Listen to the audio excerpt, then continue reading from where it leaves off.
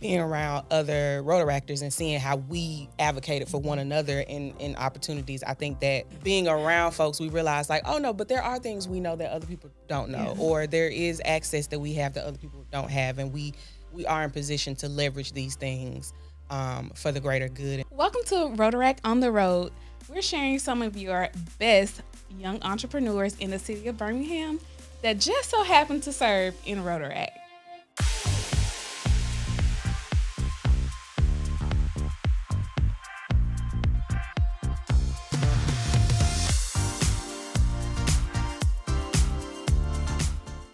Well, hello, we are back. Hello, we're back. It's Rotaract on the what? Rotaract Road. on the road.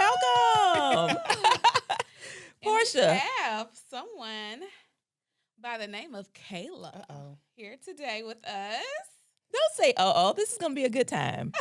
I'm trusting you. Trust us. I'm trusting you. Are in safe hands with the Rotaract on the Road podcast. So before we get started, we want you to sit back. Okay. We got some questions. Yes. First thought that comes to mind. Oh, no. Yeah, this is fast. Okay. Officially, you are in Rotaract Rapid Fire. Okay. Portia, go. Okay, coffee or tea? Coffee.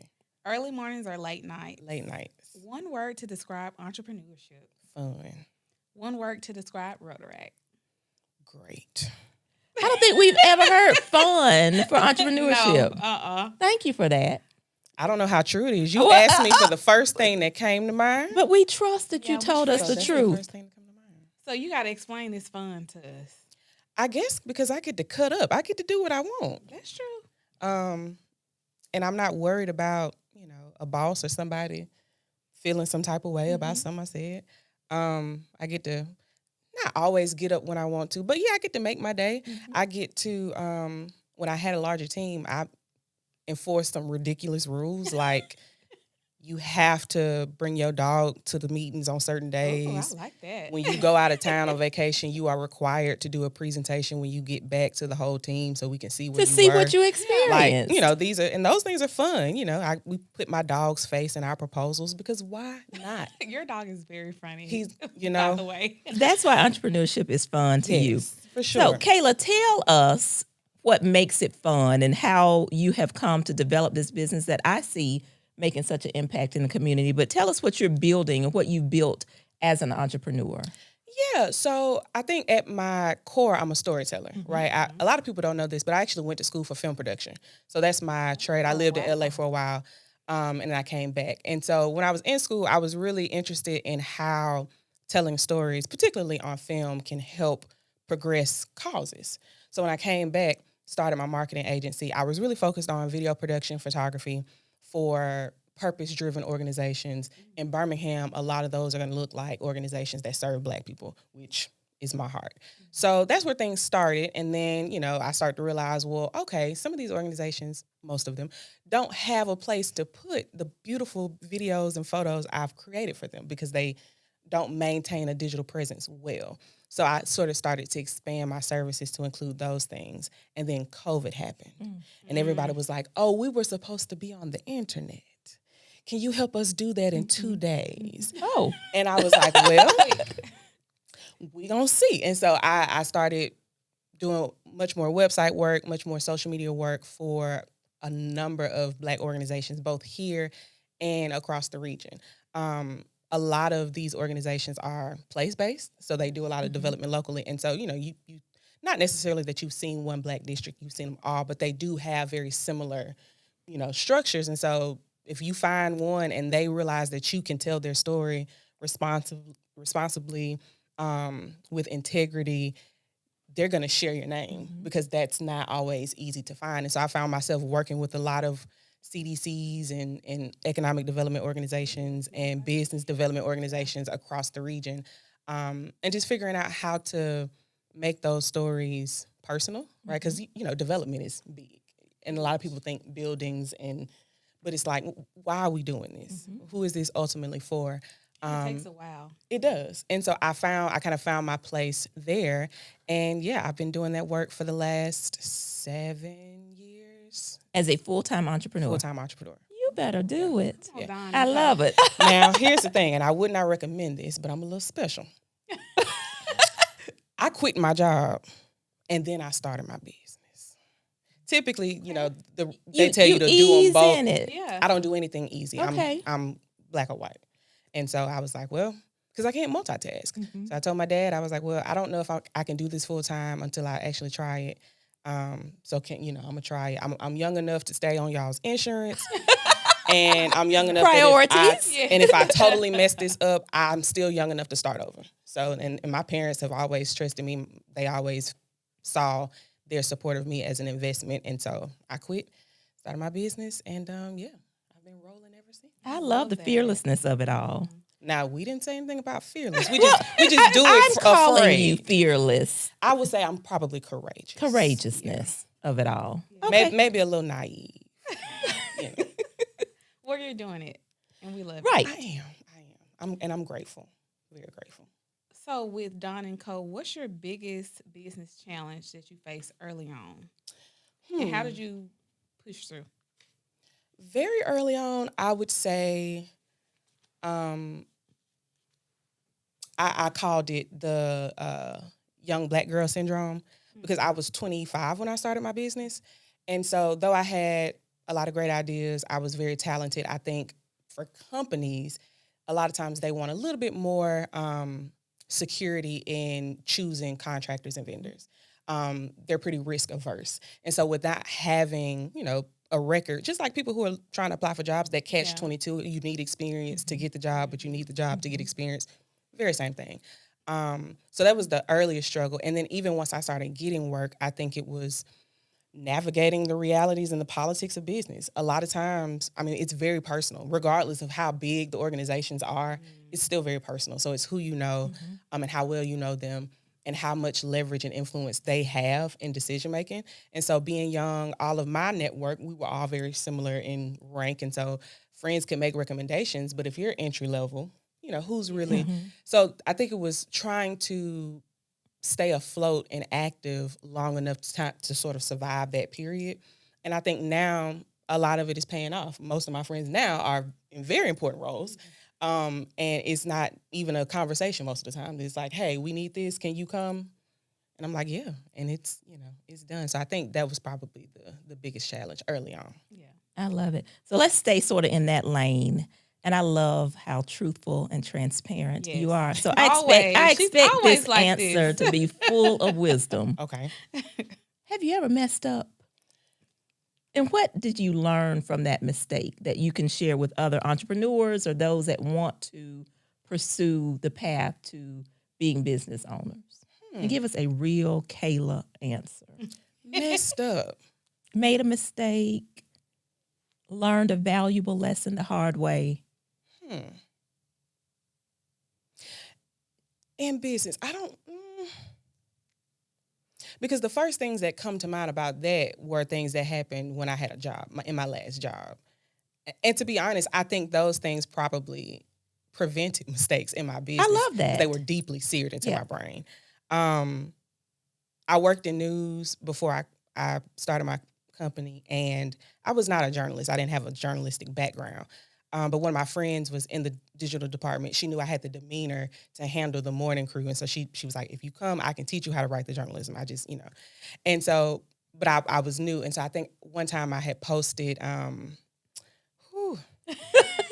just like, those are the things that are seared in my brain. Well, bring it out. So years ago, our great friend Tiger Woods had some issues Oh, yeah. in the media. And I think I had either posted the story from AP or maybe reshared the story from AP. And I think I put like an emoji that was kind of like a side eye. But you can't do that from a news organization. No. And so, that came down very quickly. And I was like, oh. And then I think I had said posted happy birthday for someone. And that really wasn't that big of a deal. But apparently, where we live in this great state of Alabama, people tend to be on one side of an aisle. And so saying happy birthday to a Michelle Obama, didn't go over very well with the people in that audience. And so that came down and I was like, oh my goodness. But I'm not going to hold you. I think the biggest thing that scarred me, that continues to carry me to this day when I'm like, do we have the right to use this? That tornado that came through Fairfield, I think it was some years ago. we were trying, it happened so fast. We were trying to get out there. It was damaged. We couldn't really get in. And so I'm, scouring the internet because that's my job. And I found one of my friends' friends who was there recording. And I was watching it on my computer like, y'all, this is the damage. New News didn't know this was going to happen. Producer pulled the camera up over my shoulder and started recording the screen. And I still didn't think much of it until I realized that was live on the news. So I hadn't talked to this girl. I had, and I remember my some of the people in the comments was like, "Girl, your stuff on the news. Have you seen?" And I was like, but mind you, not only are we showing footage, like the newsroom is like cheering me on because we're the first ones with images from it. And I'm like, okay, so I'm calling the girl. I'm sweating, like trying to figure out how to get in touch with her. I did finally, like I stayed an hour late, still didn't get in touch with her. And just as I was pulling out of the parking lot, she called me. And I was like, thank you, Lord. So I went back in. Not only did I go back in, I was like, y'all, she on the phone. Let's get her on air. So they called. So it worked out. Yeah. But my goodness, the sweat. Yes. I was like, oh my God. Like I didn't know it was gonna move this fast. So I was like, now I know I don't open my mouth until I have the right to use whatever. I have done my due diligence looking into the thing. So that's why I'm like, in business, I don't know, because I'm probably very cautious of stuff like that because I'm like. But it's because of that. It's because of that. I mean, because, I'm in marketing, so obviously things I do go out into the world, but news was quick. Like news, they don't play. I mean, and there's an audience already there waiting, and I was like, "Oh my goodness, this is." But yeah, I think everybody needs experiences like that though, because I think that's how you learn. Yeah, absolutely. Got to be now in the let's fire. dive into Rotaract. Go Rotaract. Okay, Rotaract. So I know you've been in Rotaract for a while. For those who don't know, Rotaract Club of Birmingham develops young leaders to actively engage in building a better community, region, and world. How did you first hear about Rotaract, and what did you expect Rotaract to play in your, career in entrepreneurship journey? Yeah, so I learned about Rotaract, I think the same way many folks did, was through David Russell. So David. I used to have an office in the workspace off of Lakeshore, and so did he. And we also ended up living in the same apartment complex. So we got close working in that building. And if you don't know David, he is, master connector. He's so generous. Junior Mr. Birmingham, can we call him that? Yeah. Junior Mr. Birmingham. Yeah. He is him. Yes. And so, once we started getting to know each other, I think we both immediately were looking for ways to help and support each other. And so he had mentioned Rotaract, and he had also mentioned Rotary. And so I think I came to like one of the luncheons, and I'm pretty sure, I'm forgetting her name, but the owner of Paradise was the speaker. And she is, wonderful. And I was like, oh. And this is no shade to the rest of the world, but I was like, oh, these people are competent. Like they have other people here who, like, I can learn something for real. And so I saw that as an opportunity to learn. To my point earlier about the horizontal connections, I was like, well, these people are probably junior, maybe middle management level, but if we all get to know each other at this level as they rise up, I'm going to have more opportunity. And then having access to Rotarians, which those are the decision makers. And so, it was kind of a no-brainer. I joined, and it did immediately start paying off in that way. I think my first Rotary event, I'm pretty sure we were like cleaning up outside of a school. But I met some folks who had decision-making power. They asked me what I did. I told them, they were like, we need you here. Made 2 phone calls. I had gotten a couple contracts. I love it. Just that quickly. And it was, I think part of it was because in order to be in Rotaract, there are certain qualifications you need to meet. And so I think Rotarians, it's easier for them to take a chance on you or whatever the case may be because you're vetted and they can trust that. And I was like, okay, this is, I need to be here. I need to be here for sure. I agree. I love it. So you've already talked about community a little bit. I want you to dive a little bit more deeply because, Prosper is all about community. Rotaract is all about community. How important is community in building Dawn & Co.? And how has Rotaract really played a part in encouraging you to give back while you continue to push forward? That's a good question. I think community is obviously very important. I'm a Christian and I'm a member of the worship center, and we're actually in a series now about community. And so I think it's really difficult to make any type of progress in isolation, Right. because the only voice you hear is yours. And so I think sometimes, not even from like an encouragement perspective, but sometimes just from a reasonable or logical perspective, being able to hear your ideas bounced off other people to get legitimate feedback, right, is important. I also think just knowing that you literally aren't physically alone, like even if your experiences are isolating and maybe aren't things that people around you can relate to, I mean, literally physically being around other bodies is important, especially as an entrepreneur, because you don't have coworkers, right? Like I was in work, so that's how I met David, because we were all in that space together. But if I hadn't made that decision, I wouldn't have been around other humans. And so I think you have to be really, really intentional about doing that. And I think the community that I had built before I started my business, like professors and things at school, seeing how quickly those relationships paid off because we already had a relationship and they trusted me and they wanted to support me.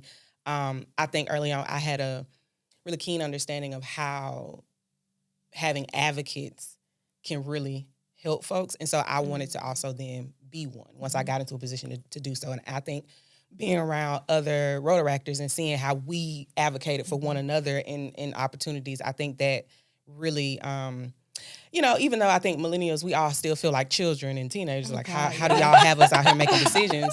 I think being around folks, we realize like, oh no, but there are things we know that other people don't know, or there is access that we have that other people don't have. And we are in position to leverage these things for the greater good. And so, giving back in terms of time, talking to, mentoring, advocating for younger folks, especially the creatives. Like I'm going to bring a photographer to a room that I think is important. Absolutely. Because you need to be in these spaces.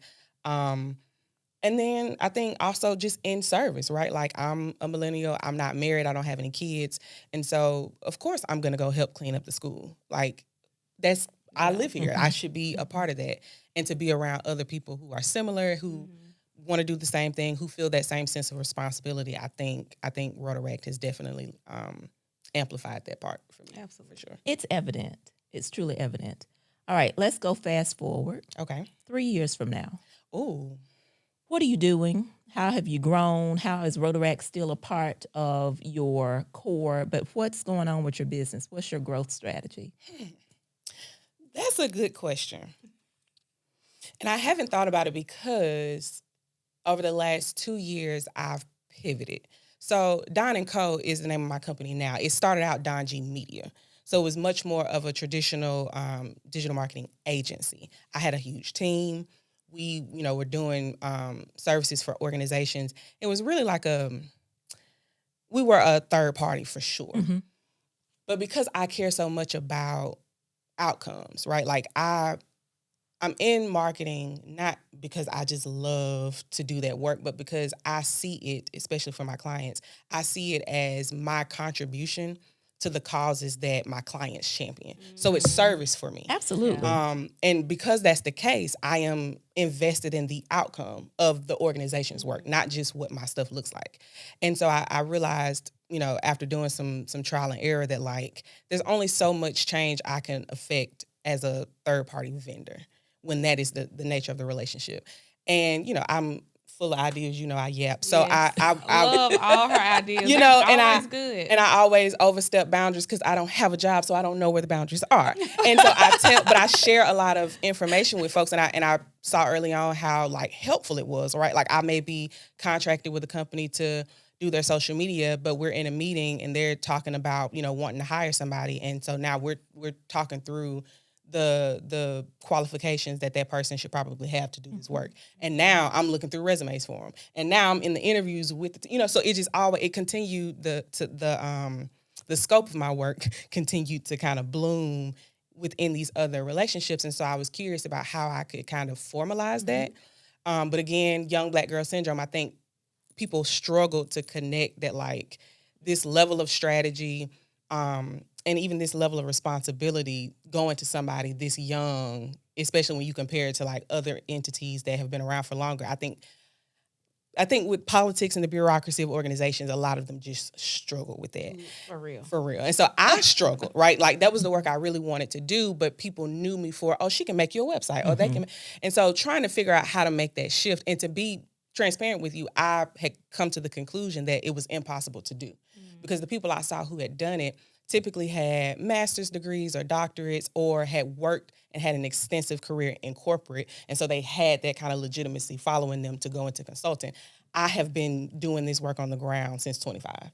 And so I think, and I'm only 32 now. And so I think people just, I think I just wasn't in a position for them to say, hey, yes, we have problems, she can solve them. Not simply, we need to design things, she can make them. So I had given up and I had started applying for jobs. And I thought, to be honest, I thought being a Rotaract that would help. And I did have some opportunities, some interviews, and I think Rotaractors helped me with that. But I ultimately didn't get any of them. And so I was like, well, now, okay, Lord. What's next? Because clearly what I'm good at, there isn't a market for, and in the way I want to do it. So like, it sounds like I need to shift. What are we doing here? And so I was kind of in a lull at the beginning of 2025. And so I was like, well, whatever comes my way, I'll take it, right? Because I'm moving away from agency. I was interested in being a consultant. That wasn't working, and I was interested in applying for jobs. So at that point, it's kind of like, well, if somebody is asking me to do something and I can do it for, temporarily, I'm going to go ahead and do it. And so one of my friends had recommended me to a wonderful organization doing great work out in Found Heights Farms. And they needed some help. And I think they were probably looking for some temporary support because they were looking to hire someone. And so they introduced us. We hit it off really well. And I started doing some work for them. And I think early on, they were like, you're the expert, right? Like, we are the expert at growing food, right, and serving people. You're the expert in telling stories. So they did yield a lot of the strategy to me. So I went with it, but I was really shocked because they were, everything I was saying, they were like, yeah, go ahead. Yeah, go ahead. And so now me and my one team member left are like, oh, they're going to let us do this. So we started doing those things. And before I know it, like, we rebrand, it's out in the world, it's on signs on buildings, it's on, it's actually out in the world. And I was like, well, this is interesting. Same time, the Institute was going through a transition. And similarly, they were like, well, we just need some temporary support while we work to hire somebody. Okay, sure. I can come in and do the things. And I think it was definitely very early on when they realized, like, oh no, we can't get rid of you. And I think very early on for everybody, it was that. And they just continued to yield, ideas, strategy, decision making to me. And that continued, which is exactly what I wanted. But I had kind of just, again, decided, well, that's not for me. And so to see it start to happen, I was very thrilled, very scared, because again, I'm used to people not listening. I'm used to having great ideas and it dying at the boardroom table because they can't come to a consensus on it. So to say, hey, I think we should do this. And they're like, yeah. And then I can do it the next week. And not only that, can see the outcome of it, right? Like I can see the impact, like it's actually making a difference. I was like, oh, wow. And so, having the opportunity to have done that for a year, I think this year, I'm probably closer to the middle of this year, I'll be in a place to start thinking about, well, what could this look like? What do I want this to look like? But to be fair, in this moment, I am just grateful, right? Because even, I work, again, with nonprofits. We know what happened at the top of 2025. A lot of funding got pulled. And so I just knew, I was like, I got to find a job. But I think what happened was people had limited resources and they were like, we can't get it wrong. Like, we can't afford to get it wrong. Right. And so I found that people were greenlighting stuff with me at rates that didn't make sense considering the circumstances. And I was like, well, I'm clearly where I'm supposed to be. I'm just going to, ride this out. And then being blessed to be part of the Institute still with this new leadership transition and being a part of that, I'm just like, you know what? And she, she'll speak my name in rooms that I'm not in. And so I'm like, I like where this is going. I'm going to continue to see what comes. I'm not going to close myself off from anything. And I think once I have a little bit more data under my belt from this particular part in my business, then I'll start to kind of The evolution will come. Right. Yeah. Like what do I want this to be? Yeah. But right And now I've seen you in action there. Like, it's like second nature to you. I feel like Just say yes. you do I a do. lot I of like to solve problems. research. You like research and you like to learn. Like, it's a learning moment for you because you're putting out information that was beyond our years. Yeah. But I've seen you in action and I can just tell that it's in your heart. Like, I like to are solve is- problems. Yeah. I like to solve problems. Absolutely. Okay. So we're wrapping it up, right? For the young professionals that are looking to join Rotaract, what would you tell them? I would tell them to have a goal, right? Like I knew that my goal was to form relationships that could evolve over time, that could potentially yield dividends 5-6 years down the road. Mm-hmm. I knew that my goal was to get in community with Rotarians who could maybe mentor me or put me in certain rooms. I think other folks have joined because maybe there are other industries they want to get into and they know there are people there who are in those industries and they can, I think, have at least some goal. I think being open is great. You should be. But I don't think going into it blind or just kind of like, I don't know, it's going to be good because I think you're going to be disappointed because you didn't have expectations. And it costs money to be Listen, Rotaract. because my employer does pay my dues, but I'm my employer. Yeah. You know? It So costs. who pays your dues then? Don and Co. And it's a lot of money. We love Don and Co. You know? And so whether you're paying them or your employer's paying them, I think, to your point, it's a lot of money to just, be playing around with. But I think, have a goal. If leadership development is part of it, which I think a lot of people's, they may not have had opportunities in their careers to step into those roles, we have many opportunities to do that. I knew Rotaract had the Board Fellows program. I work with nonprofits. I was always interested in how the board truly operated. That was one of my reasons why I joined. I was like, and that was the first thing I applied for and got in.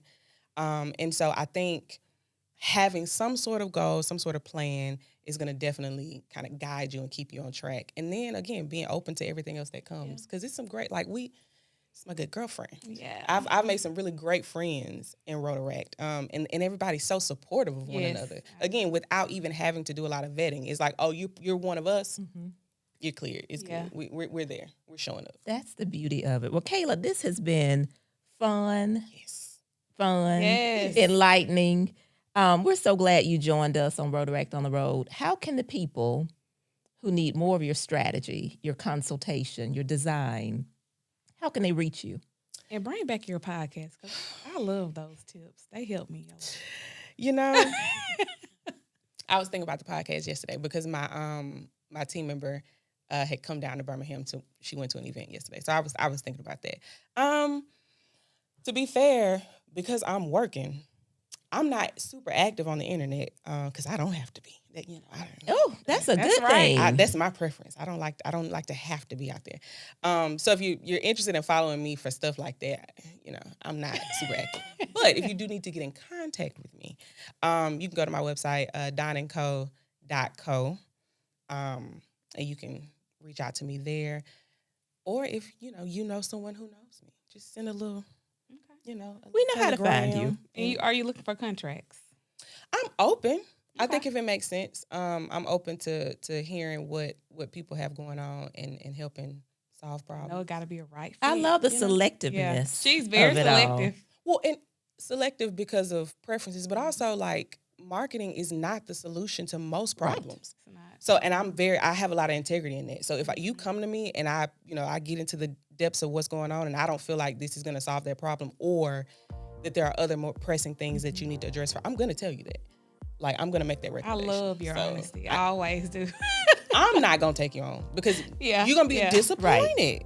Because, so that's why I am open. So if you think you have a marketing or a communications problem in general and you want to talk, we can do that. Perfect. Thank you, Thank Kayla, you, for Kayla, joining for us. joining us having with me. Rotaract Thank on you. the road. On the road, y'all going to put a little horn beat. Oh, you have to see the promo. The promo from Ronnie L. Gatry is everything. Well, I've never seen his work, and I couldn't see it today because he didn't have monitors in the room, so I have no idea what things look like. But You'll fully see. trust him. You should. I fully trust him because of who he's connected. You're in good hands. Yes. Good. I'm Thank pleased. you. Thank y'all. Yay, thank you.